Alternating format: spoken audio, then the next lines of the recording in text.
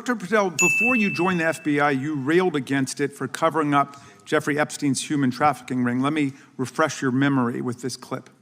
It has Epstein's list. They're sitting on it.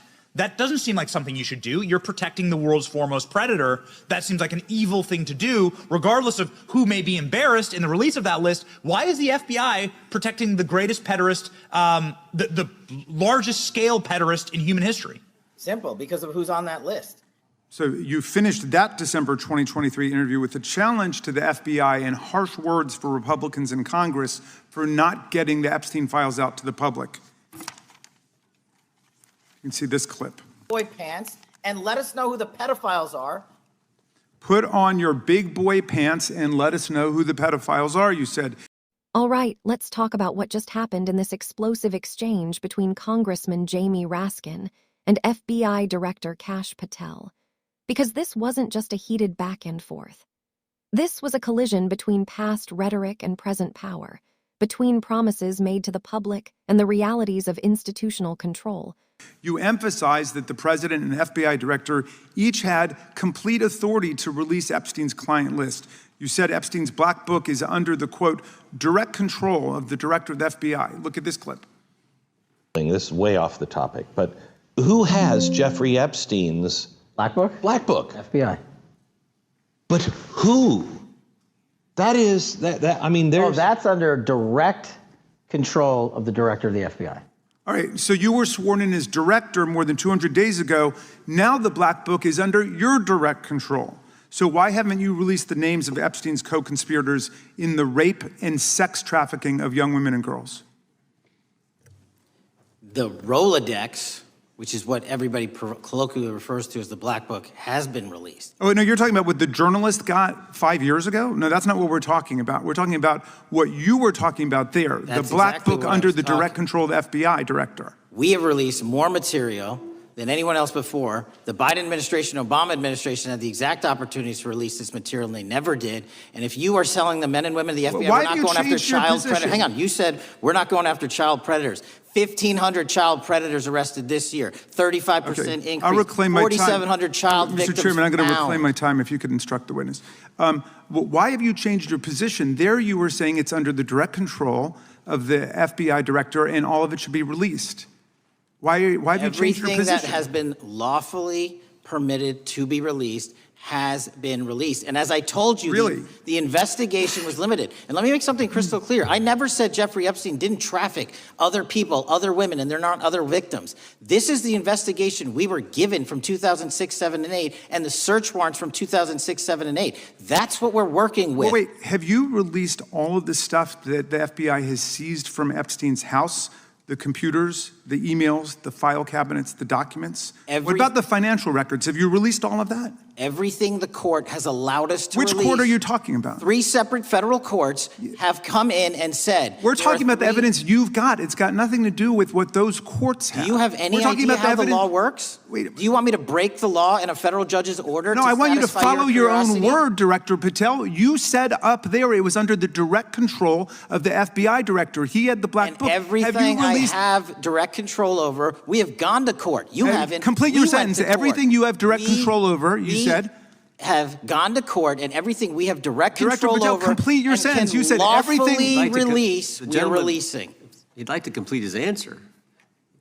You began the sentence, everything you have direct control over, and then you stopped that sentence. You've released everything that you have direct control over? And I have direct control over and can lawfully release. If you're not familiar with the court orders, that's not my fault. Oh, I'm Go perfectly, look at them. I'm perfectly familiar court. with them, but how did we prosecute Ghislaine Maxwell? She was prosecuted with the investigatory material that was collected from 2001 and 2005 because of the non-prosecution agreements and the court orders on the investigations and search warrants. We were not able to develop new information. And oh, by the way, Jeffrey Epstein was out for 12 years, and the Obama and Biden administration did nothing to look at his work, his pedophile network. If you want to blame me, that's fine. But now you're blaming the men and women who conducted this great search. Stop that. I'm not blaming anybody other than you. You're not keeping your word. You said that you would release all of the materials under your direct control. Has anyone released more information on Epstein than I have? Has Well, anyone? much did more. Comey, did Wray? Much Did more. they? Excuse me. Much more has come out in the days since the American people in Congress have been demanding it. But it's coming out in dribs and drabs. Why don't you just release the entire file as you promised to do?